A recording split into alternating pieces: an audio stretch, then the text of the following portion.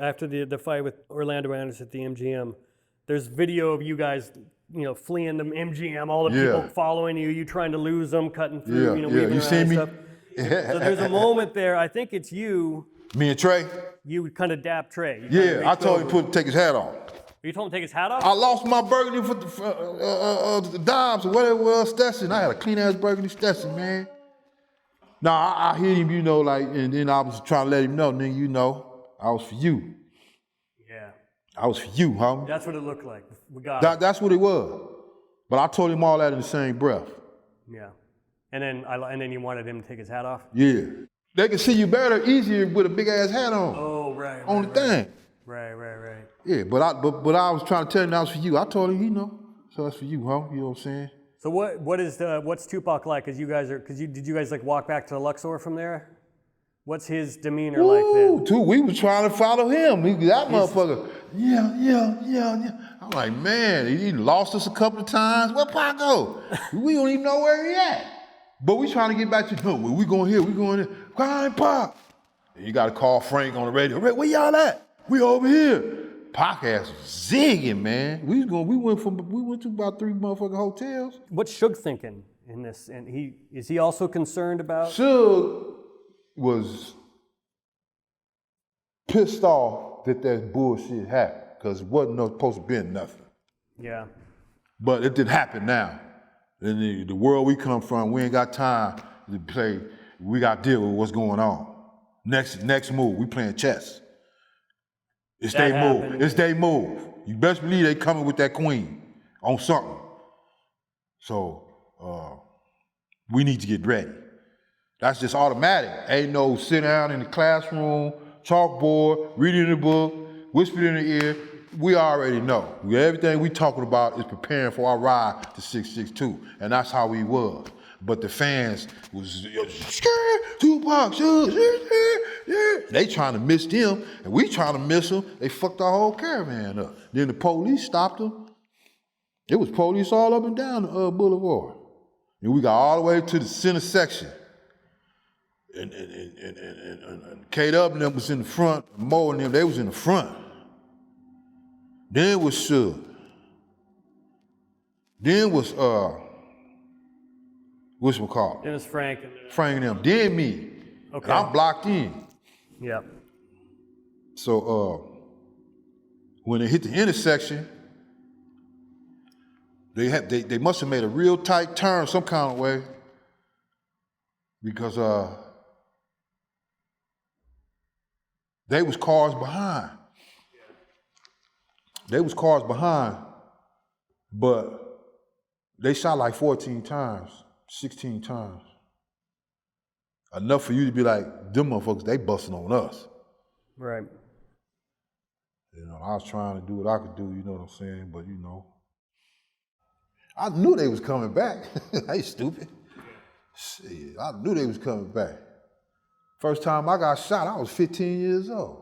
And I knew I was gonna see, that's what's so cool about it. I knew I was gonna get shot. That's all I talked about, all the way to the party. I'm finna get shot. We was about 15 deep. We walked from the hood to Washington in the laundry. Got in the big dice game. I had just put a nigga down for like $400-500 and got broke. I'm trying to get back home and go back out and get some money for the goddamn sun come up. I'm walking down the street, around the corner, there's a Crip hood. And them motherfuckers pulled up on me in a Volkswagen, like, what's happening? And I was like, hey, and I threw the P up and they bust on me one time. It hit me in the hand, blew my hand up. It ain't no rules, man. But what did you ask me? Right. So yeah, it's just the rules of the game. Yeah, it's just the rules of the game. See, I said what I said because I get that gut feeling about man, I've been in some shit that I called. It's gonna happen. You know what I'm saying? I've been in some shit. So yeah, I had that gut feeling. These niggas is gonna come back. And so we was trying to prepare Pac. Pac, you can't tell Pac nothing sometimes. I'm cool, I'm this, no, I don't need that. You know what I'm saying? And see, it wasn't their fault they was zigzagging in traffic because it was so many cars trying to get to them while we following them. They blocking them out and us out because we don't want to hit them. But the fans don't care. They trying to get in so they can holler at Pac and Suge. Right. And I'm talking about it's all kind of accidents. Yeah. Because of the fans. So you can't run into them. So they be in, you know what I'm saying?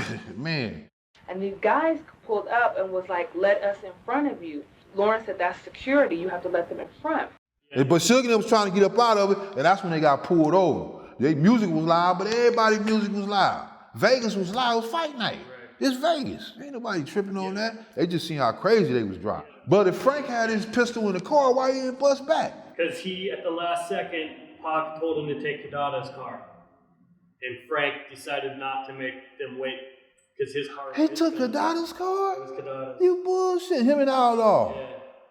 That's why his gun was in his personal vehicle, which they left behind, so he didn't go... Damn! And I never even knew that, man. Yeah.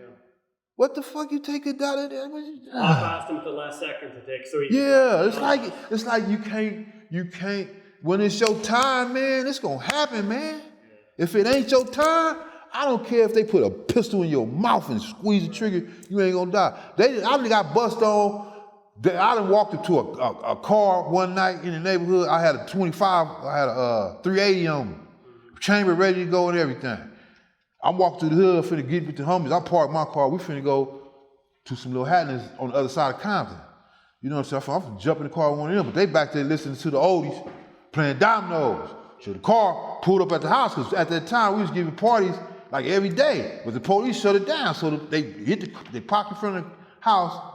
Nobody came out. They went around the block again. I'm thinking it might be some females. So I'm like, what's happening? But I never took my hand off the gun. I walked into the car. They let the window down about that far and shot straight in my face. Bah! And then touched me. And the bullet in my homegirl house. Yeah, man, they back there playing dominoes with the oldies blasters, so they ain't heard nothing. But the thing is, if it was time for me to go, I seen the barrel like this, man. Like this. Bah! It didn't touch me. Because when the shots was first going off, and they shot so long, my stash is you can't, I needed a screwdriver or something to bust it open. You know what I'm saying? But I kept hitting up against it, and it finally popped out. But they had went past already, and I got the thing, and I had jumped out the car.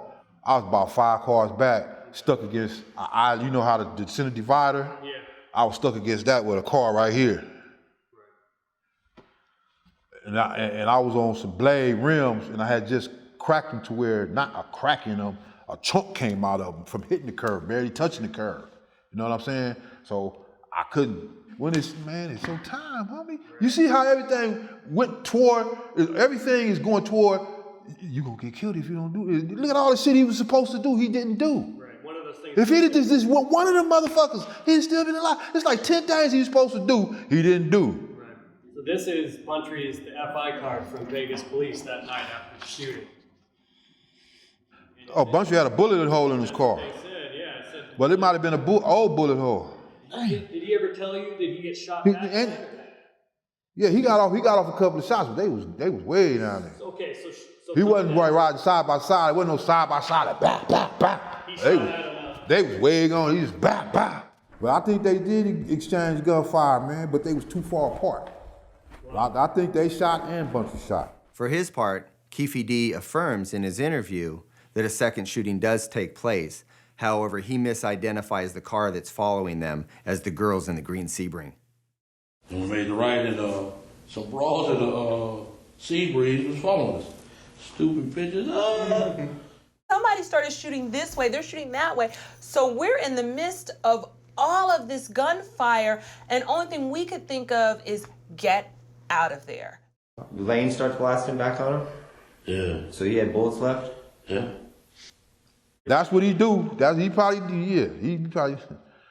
do. He get down. Bountry was a soldier, man. No one's ever confirmed that before. Yeah.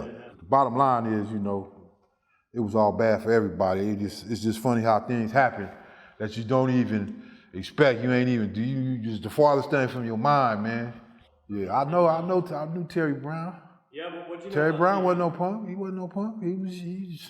He was one of them. There's so many of them. You talk about one person and then you forget, man, that's about 200-300 of them motherfuckers over there like that.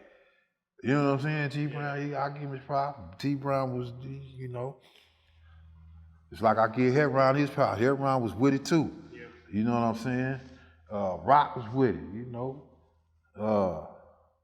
Keefy D though, he was always, you know, he was in the middle of a whole bunch of shit. He wasn't no punk or nothing like that. I ain't gonna call him no punk. I don't know him like that. You know, we played Pop Warner and all that. Yeah. Every time I ran into him, we was cool, you know what I'm saying? Because we knew each other from kids. He one of them, and he had his respect over there, just like all of them. You know what I'm saying? But we got the same thing. We got a loaded deck, boy. We got some man that people ain't never even said their name before, nothing.